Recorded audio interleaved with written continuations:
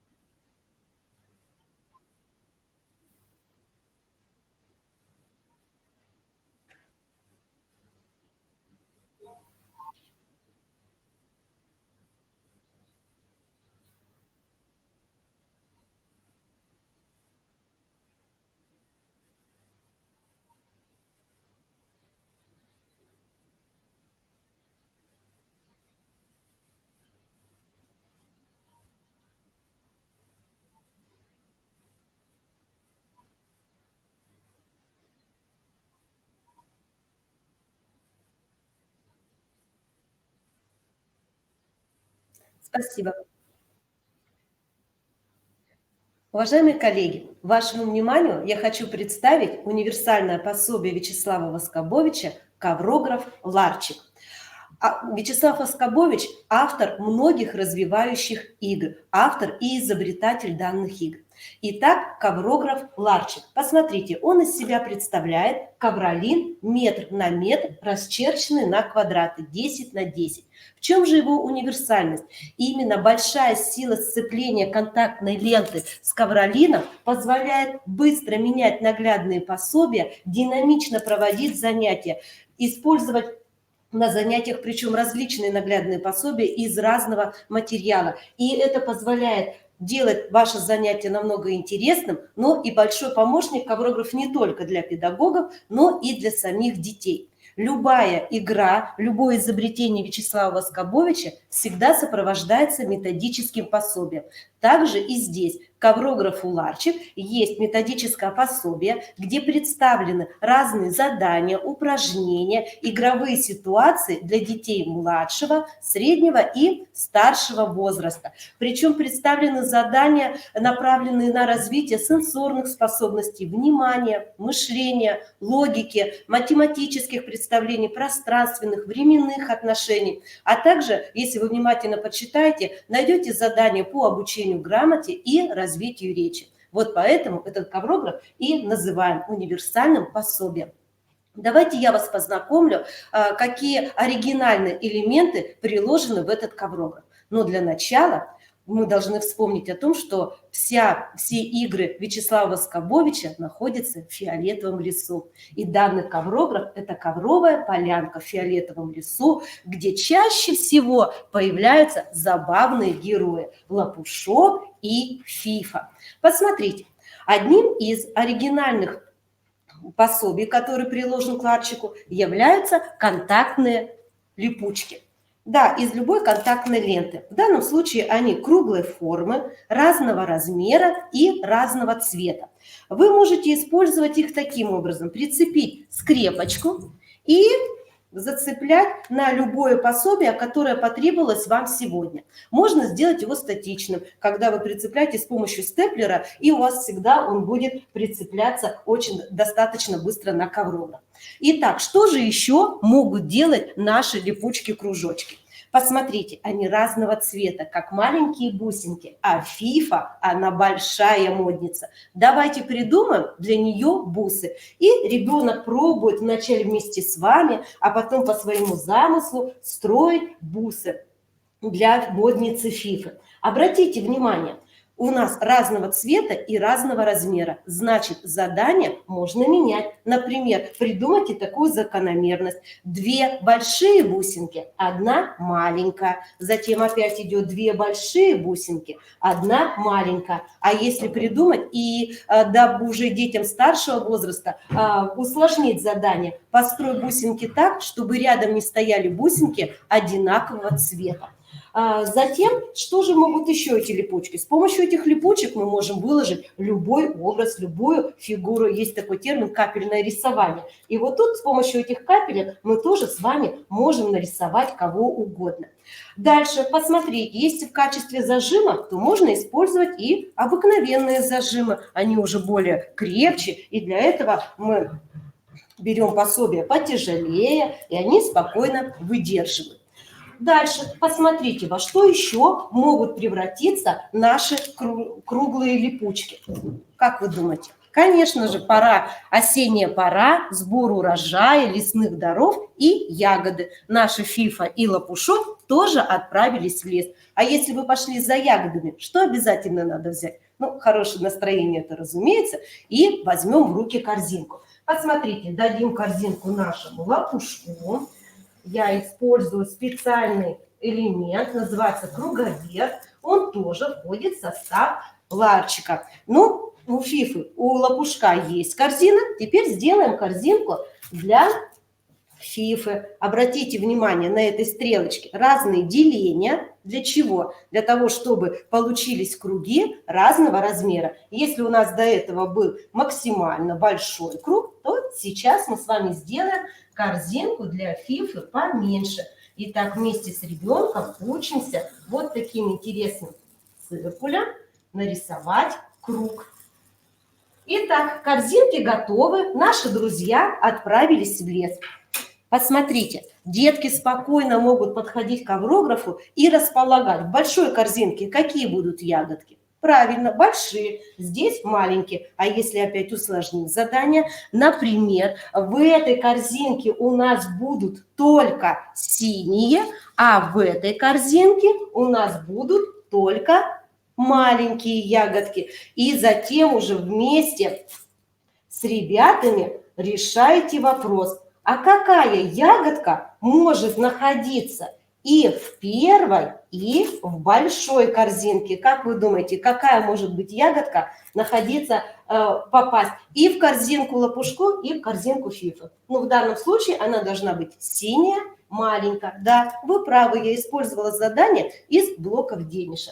Итак, наши герои отправились в лес, а мы дальше смотрим, что же находится в нашем ларчике. Вы обратили внимание, кроме круглых контактных липучек есть еще и веревочки. Мы уже увидели, как они прекрасно рисуют круг. А какую фигуру еще можно нарисовать с помощью веревочки? Да любую. Посмотрите, какие бывают задания. Например, расположим фигуру. Я ее взяла из набора «Фонарик». Головоломка Вячеслава Воскобовича. Предлагаем ребеночку аккуратно обвести эту фигуру. Посмотрите, ребенок обводит, задаем вопрос, как ты думаешь, а какая фигура у тебя получится? Как вы думаете, что получилось? Да, конечно, получился квадрат. А можешь ли ты нарисовать его самостоятельно? А что за фигура, которая состоит из 3 углов, из 3 сторон? И ребенок пробует и рисует с помощью липучек, веревочек липучек. Конечно же, если это веревочка, значит, надо что-то связать и что-то можно соединить. Посмотрите, например, на выбор выставляю несколько геометрических фигур. Давайте подумаем, какие фигуры можно соединить с помощью веревки. Ваши варианты. Ну, сразу бросается в глаза, это вот эти фигуры. По какому признаку я их соединила? Что у них одинаково? Все верно, они одинакового цвета. А как же решить задачку, если ребенок соединит, например, эти фигуры? Правильно ли он выполнил задание? Давайте посмотрим. Цвет разный, размер тоже разный. Так что же у них одинаково? Все верно, что трапеция имеет 4 угла, что данная фигура тоже является четырехугольником. Ну что же еще умеют наши веревочки? Как мы их можем использовать при работе с детьми? Обратите внимание, коврограф, ковровая полянка – это как большой тетрадный лист в клеточку. А на листе в клеточку дети с удовольствием рисуют графические диктанты. Конечно, бывает сложно на этапе обучения, а в данном случае огромный тетрадный лист в клеточку поможет показать ребенку образец. Берем, ставим точку, такая же точка находится на листе у ребенка. Вначале педагог показывает свои шаги, объясняет, что он делает, диктует, а дети повторяют за ним, да, от точки. Одна клеточка вниз, одна клеточка вправо и так далее. Затем можно придумать следующее задание, когда некоторые дети в группе бывают быстрее выполнят. Хорошо, кто сделал ход первым, может тихонечко выйти к коврографу и нарисовать, а остальные проверили. Достаточно интересные графические диктанты могут получаться у детей, которые могут придумать и сами. Дальше, что еще могут делать наши липучки, веревочки? Посмотрите, с помощью этой веревочки мы создадим на коврографе зеркало, проведем посередине. Итак, к нашему зеркалу заглянула одна фигура. Она может быть заранее выстроена, может загадать загадку, 3 вершины, 3 угла. Догадайтесь, кто же я. Вот, и у нас на полянке появляется, да, вы правы, появляется треугольник. Треугольник заглянул в зеркало. Что же отобразится с другой стороны, вы предлагаете изобразить детям. Теперь посмотрите, какие могут быть задания. Например, подошла вот такая фигура. Как вы думаете, какую фигуру надо нарисовать на другой стороне, чтобы у нас получился квадрат? А какую фигуру надо нарисовать, чтобы получился большой прямоугольник? Все эти задания дети легко выполнят на коврографе. Конечно же, математические и геометрические понятия с помощью точек и этих веревочек. Посмотрите, обыкновенная теорема, задачку, которую мы любим задавать деткам. Итак, ставим точку и задаем вопрос.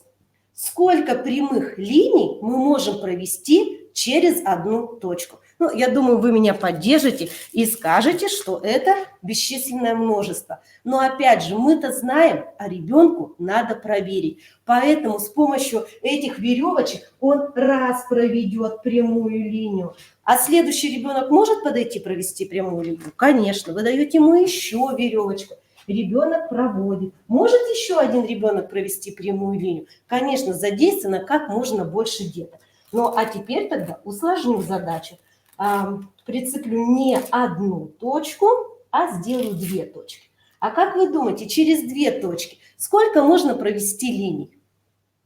Давайте подумаем и проверим. Я утверждаю, что через 2 точки можно провести бесчисленное количество линий. Показать? Посмотрите.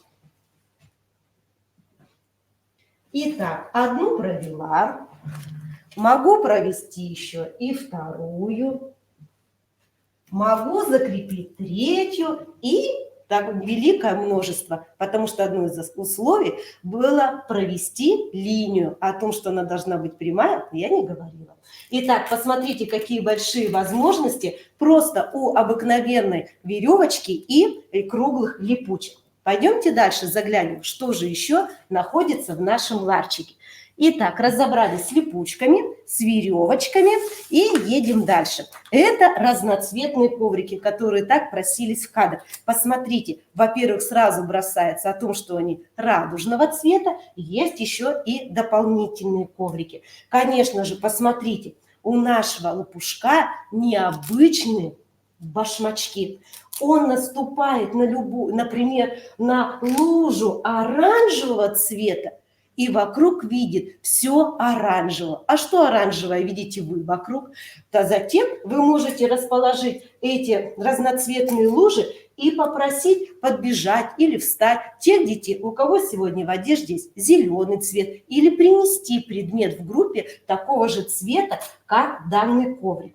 Дальше, что еще можем придумать с нашими разноцветными ковриками? Посмотрите, мы с вами их расположим по кругу, данные коврики, и пригласим на помощь стрелочку. Это может быть обыкновенный круговерт или стрелочка, которая тоже идет в наборе. Итак, что умеет раскручиваем, да, стрелочку раскрутили, нужный цвет выбрали. А если мы еще с вами добавим, например, мы добавим символ, то есть что надо нам найти в коробке блоков денежек? Нам надо будет найти желтый прямоугольный блок или найти предмет, который имеет прямоугольную форму желтого цвета и так далее. А что же мы еще можем придумать? Какие игры позовем на помощь? Ну, всем известны палочки Кюзинера. Посмотрите, они тоже разного цвета, разноцветные, и соединим задание. Итак, предлагаю рядом с нашими ковриками поставить цифры. И тогда задание усложняется и так далее. То есть стрелочка останавливается, надо найти столько цветных палочек, сколько показывает цифра. То есть найти палочки нужного цвета и количество, которое показывает цифру. А затем из этих палочек можно придумать, построить хоть целый мир на столе. Итак, что же могут еще наши коврики? Посмотрите, они очень мягкие, легко обрабатываются, стираются, снимаются, на ощупь очень приятные. Поэтому с ними играют и малыши, и дети уже постарше. Кстати, о детях постарше. Посмотрите, с помощью этих квадратов мы выстроим игровое поле. Итак, наше поле будет состоять из 9 квадратов. Подключим еще данного цвета. И вот на такое цветное панно прилетела бабочка. Поскучаем о лете. Итак, бабочка села, например, в этот угол. А теперь внимание. Бабочка перелетела на коврик, который находится справа. Затем поднялась на коврик, который находится сверху. И перелетела на коврик, который оказался слева. Какого цвета, на каком коврике остановилась бабочка? Какого он цвета? Да? Изображаем, проверяем. Вначале она перелетела справа, поднялась, перелетела слева. И с каждым разом можно увеличить количество цветных квадратов и усложнить ход, сделать его многоходовым. Итак, посмотрите, также мы можем прозрачные цифры и буквы также входят в комплект нашего ларчика. И вот эти универсальные кармашки, они тоже являются частью данной игры. Итак, посмотрите, мы можем придумать и сказать, что это не просто коврик. Например, превратился в тарелку. Бывает тарелка квадратной формы? Конечно, бывает. Итак, у нашего белая тарелочка, ну, посмотрите, серая тарелочка. Кто же придет полакомиться ягодками? Давайте знакомиться. Это к нам прибежали цифрята-зверята. У них недалеко от Ковровой полянки есть цифроцирк, в котором они выступают. Итак, посмотрите, белая тарелочка у ежика единички, серая тарелочка у зайки двойки. Как вы думаете, сколько ягодок надо принести лопушку для ежика единички? Как все правильно, это одну ягодку. Мы ее располагаем на тарелочке. Сколько ягодок для угощения приготовит Фифа, зайки, двойки? Да, вы верно говорите, это будет 2 ягодки. И так далее. Цифрят зверят у нас ровно 10 от 0 до 9. Ну что, поехали дальше. С цифрятами-зверятами вы уже заочно знакомы. Но прежде чем они выйдут в полном составе, разрешите представить вашему вниманию радужных гномов. Всем известная поговорка «Каждый охотник желает знать». А Вячеслав Воскобович предлагает совершенно другую. Можно на первый взгляд сказать какая-то абракадабра, но как иногда дети придумывают разные слова, и они запоминаются намного быстрее. Также и здесь. Давайте знакомиться. Кохле, дальше охле, желе, зеле, геле, селе и гномик Фи. Как вы думаете, почему их так называют? Какого цвета колпачок у гномика Кохли? Да, все правильно. Кохли начинается на звук К, потому что он красного цвета, у него колпачок. Так дальше знакомимся с остальными гномиками. Сколько у нас гномиков на Ковровой полянке? 7 гномиков. А что бывает еще 7? Да, верно, 7 цветов у радуги. Итак, разные бывают задания. Построим наших гномиков по порядку цветов в радуге. Еще раз повторим задание. Можно целое занятие играть с этими 7 гномами. Например, давайте поиграем на внимание. По-честному, закройте все глаза. Скажите, что изменилось? Какие гномики поменялись местами? Желе, Зеля поменялись местами. А теперь скажите, какой гном стоит самый первый? А какой гном стоит перед гномиком Геля? Какой гномик находится после гномика Охли? Скажите, сколько гномиков находится между Кохли и Зеля? А как надо назвать, между какими гномиками находится целых 4 гнома? Итак, ребята решают задачки. Но самое интересное, эти радужные гномы выполняют очень важное поручение. Они являются хранителями времени. Каждый гном отвечает за свой день недели. Итак, понедельник – первый гном, вторник, среда, четверг, пятница, суббота и воскресенье. Какой гном сегодня самый главный? Подскажите мне. Конечно, это Геля, мой любимый день недели. Итак, мои друзья, посмотрите, с этими гномиками можно придумать большое количество разных игр, направленных и на временные отношения, на пространственные отношения, на развитие внимания, памяти и логического мышления. Что подскажет ваш опыт и, конечно, фантазия, а также помощь наших детей. Те же самые коврики для детей младшего возраста, когда каждый гномик захотел укрыться своим одеялком. Кому дадим фиолетовое одеялко? Гномику фи. Посмотрите, большое разнообразие данных заданий. Итак, что же еще умеют наши гномы? Есть замечательные у Вячеслава Воскобовича, любая игра дополняет друг другу. И совсем недавно были изобретены вот такие разноцветные стрелочки. Посмотрите, они также соответствуют цветам радуги. Вы их можете использовать и как палочки кюзинера, выставлять с ними задания. Вы их можете использовать как счетные палочки, выстраивать и конструировать разные фигуры. А я предлагаю вспомнить еще одну игру Вячеслава Воскобовича, которая называется «Волшебная восьмерка». Посмотрите, составлена с помощью данных стрелочек. Стрелочки также сделаны из ковролина, мягкие, легко поддаются чистке, стирке, высушиваются легко. Приделаны липучки, то, что быстренько прицепляются на данный коврограф. Итак, посмотрите, волшебная восьмерка. Как же с ней можно поиграть на коврографе? Назовем опять же, да, Кохли, Охли, Желе, Зеле, Геле, Селе, Фи. Скажите, если убежит стрелка у Охли, Геле и Селе, то какая цифра у нас получится?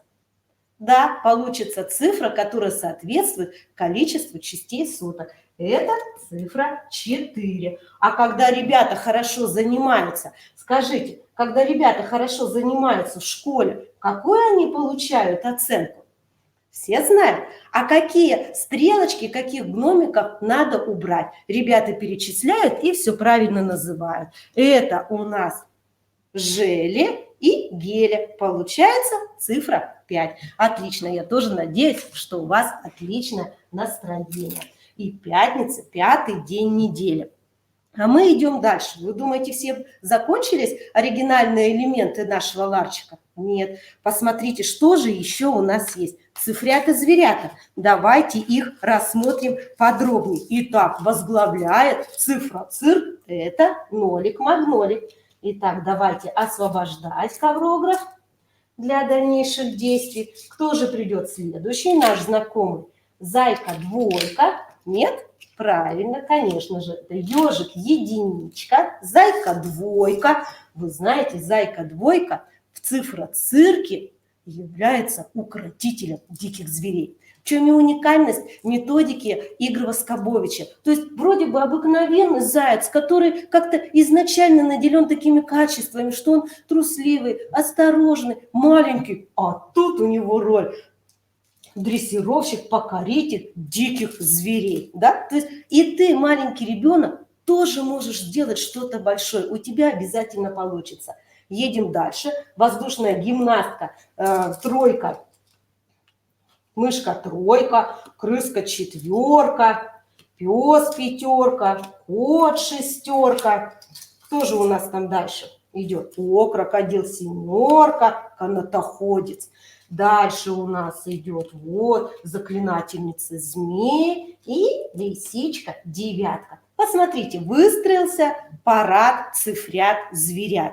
Все те же самые игры, которые мы выполняем с числовым рядом. Какое число последующее, предыдущее, какое число находится между, назови соседи числа. Но дело в том, что они такие яркие образы, и ребята запоминают быстрее. Они становятся ближе. Это же зверята, правильно?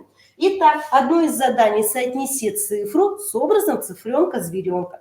4 – это у нас цифра 4. В комплект ларчика входят вот такие цифры и буквы на прозрачной основе. А также дополнительно в большом наборе вы можете взять на деревянной основе и буквы, и цифры. Что еще могут делать наши цифрята-зверята? Решать примеры, также выполнять задания на внимание, логику и мышление. Давайте посмотрим, кто же еще соседствует с нашими цифрятами-зверятами. Это веселые гномы. Итак, для них потребуется максимум внимания, чтобы запомнить их интересные имена. Давайте посмотрим очень внимательно. Итак,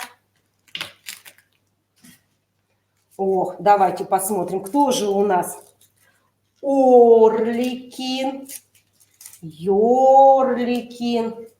Догадались, кто это? Арликин, Урликин, Ирликин, Ярликин, Ерликин и Ирликин. Конечно, поначалу всех сразу представлять не стоит. Надо вводить их постепенно. Начинаем знакомить ребят и моделируем такую ситуацию, что к нам на ковровую полянку, да, вот как раз убежал у нас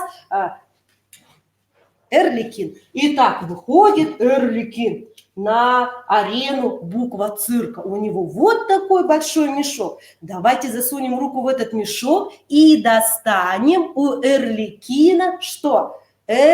Экран, эскимо. Что еще может достать Эрликин? Ну, это надо подумать. Эхо. Хорошо. А вот если к нам придет Орликин, он придумал задание посложнее.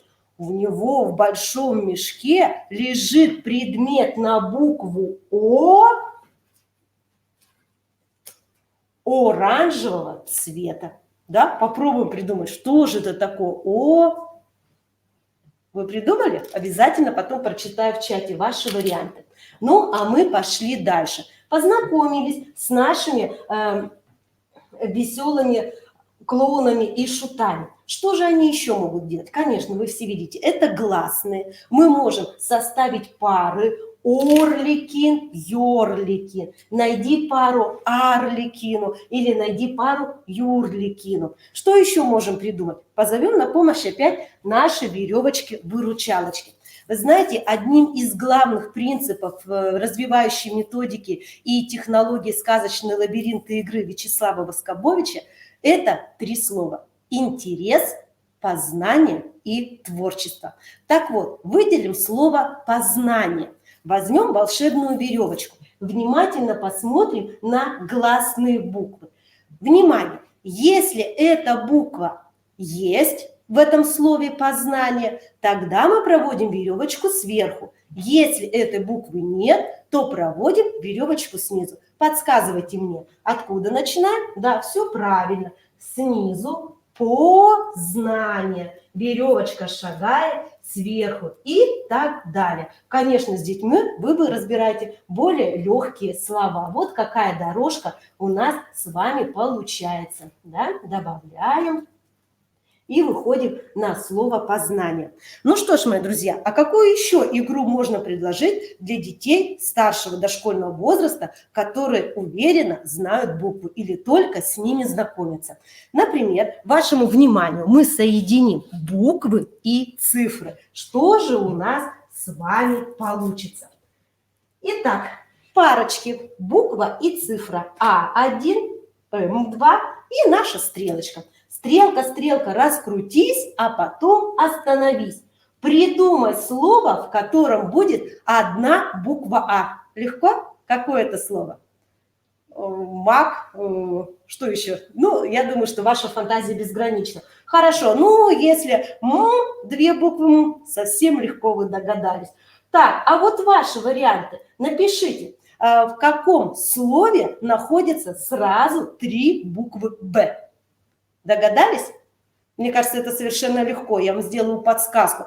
Очень огромное, большое дерево. Ну, это легко. А вот теперь без подсказки. С удовольствием потом почитаю в чате, что вы предложили. Слово, в котором находится...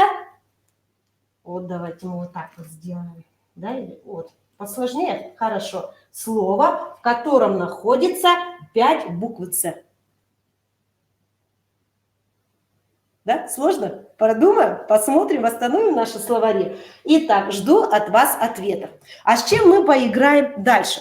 Итак, я хочу обратить внимание, что, в принципе, рассказала основное содержание коврографа Ларчика. Подзабыла только показать о том, что есть еще вот такие карточки на прозрачной основе, карточки отрицания. То есть, например, посмотрите, кто у нас нолик, магнолик, любит фрукты какие? Не зеленые и так далее. Что еще я не показала и не познакомила вас в Ларчике? Это трехрядная касса. Посмотрите, когда вы ее будете использовать не только когда составляя слова, а, например, знакомя детей с элементарной системой, простейшей системой координат. Посмотрите, в этом доме 3 этажа. Первый, второй и третий этаж. А еще в этом доме находятся 2 подъезда. Мы их тоже обозначим с помощью цифр. Первый подъезд и второй подъезд. Давайте, да, как же его увидеть? Построим стеночку с помощью разноцветных веревочек. Они наши главные помощники. Вот наш домик. Скажете, не очень похоже на домик? Что еще надо придумать у нашего дома? Да, чтобы образ у детей сложился. Как вы думаете, что подсказываете? Да, все верно, можно придумать крышу. Какой формы бывает крыша? А посуждаем с детками, предлагаем им самим построить или придумали сами. Итак, дом построили на ковровой полянке. В доме 3 этажа и 2 подъезда. И позовем в гости наших цифрят-зверят. Внимание, семерка. Крокодил семерка живет в первом подъезде на 2 этаже. Да, прицепили? А если мы с вами добавим еще буквы, ну, например, первый этаж будет называться А, второй этаж будет называться У, ну, а третий этаж будет называться О. Да? Догадайтесь, в какой квартире живет код шестерка, если ее адрес О3. Соответственно, на каком этаже живет у нас код шестерка? О на 3 этаже во 2 подъезде. Вот так легко вместе с детками, играя, вы изучаете простейшую систему координат. Ну что ж, мои друзья, хотела освободить это поле, чтобы показать еще, что лежит в коврографе Ларчик и обязательно понравится детям. Я не раз упоминала о том, что есть игры на развитие пространственных отношений. Давайте знакомиться, какие замечательные гости и хозяева ковровой полянки. Это лань, павлин, лев и пони. У пони убежала липучка, но мы с вами знаем секрет. На скрепочку берем липучку, прицепляем и все. И наша пони уже в деле. Посмотрите внимательно. Конечно же, все началось с сказки. когда все эти звери были очень маленькими, и они дружили. И, конечно же, им рассказали секрет, что в центре, а где у нас центр на Ковровой полянке? В центре находится волшебный колодец. Итак, используя головоломку Воскобойча, фонарики, вот посмотрите, можно и на поверхности работать, а также они снабжены липучками. Можно придумать и работать на коврографе. Итак, волшебный колодец. Наши звери весело играли, дружили, но когда пришло время, они повзрослели, лев зарычал и сказал: это мой колодец, никто не смеет к нему подходить. Ну, как вы думаете, кто же тут самый мудрый оказался?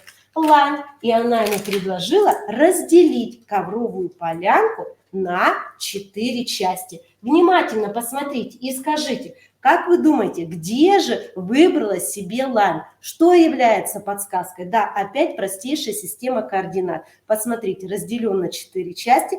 Какой угол другого цвета? Левый нижний угол. Отправляем лань туда. А теперь внимательно посмотрите на павлина. Что же еще может послужить подсказкой о том, где живет павлин? Итак, выделяем буквы, написанные красным, П, В, правый верхний угол, и распределяем наших животных.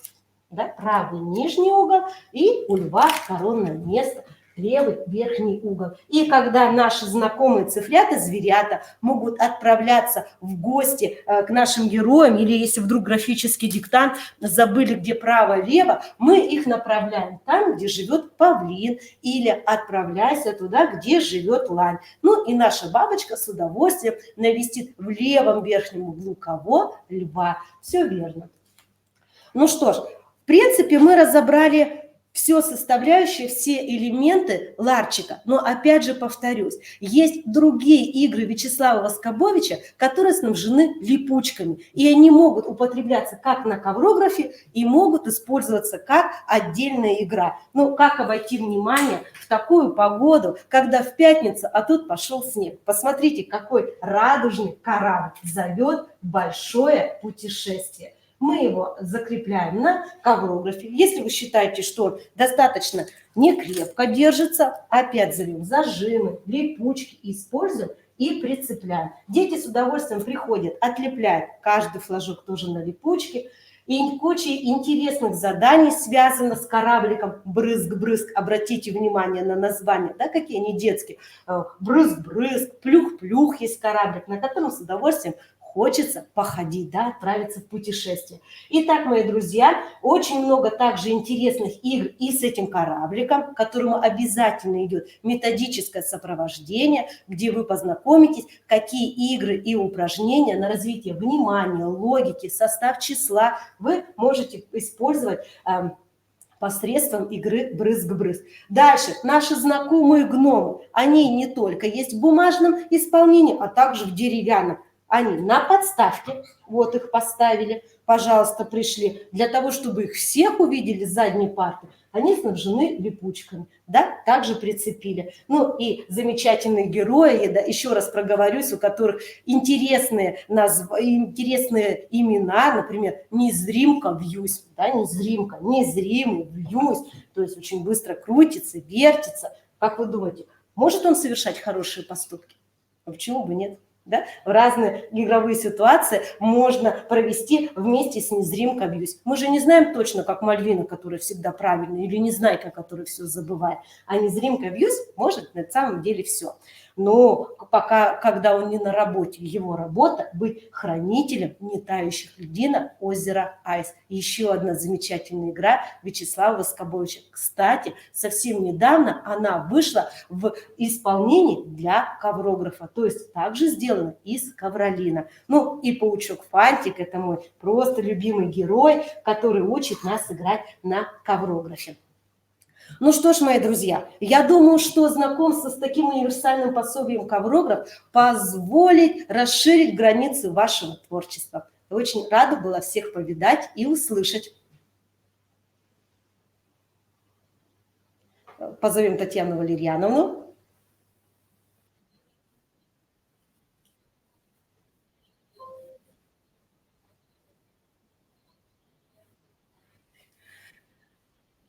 Да, конечно. Впервые я с методикой Вячеслава Скобовича познакомилась в 2004 году именно в 111-м детском саду, а уже в 2006 году Вячеслав Оскобович приезжал к нам в город Сыктывкаре на базе 114-го детского сада, проводил свой мастер-класс, и это была любовь с первого взгляда к играм Оскобовича.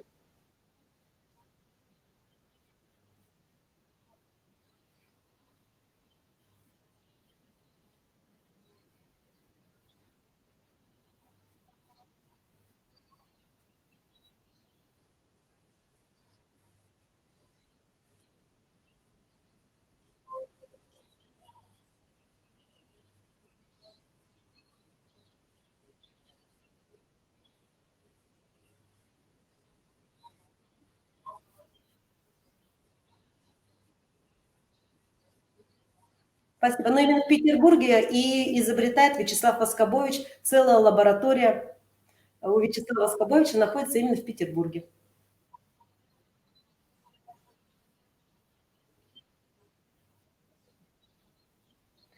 Да, конечно. Если мы говорим о городе Сыктывкаре, то игры «Коврограф» можно посмотреть в карнавале. Они сейчас работают с Вячеславом Москобовичем, и приходят эти игры. Но самое лучшее, конечно, заказать напрямую, когда вы можете легко набрать слово «Вячеслав Москобович» в интернете, или можете набрать слово «Геокон», обязательно выйдет ссылка на сайт Вячеслава Воскобовича, там все очень доступно прописано, как сделать заказ, прописаны все игры, все составляющие, будут предложены разные комплекты и разные варианты.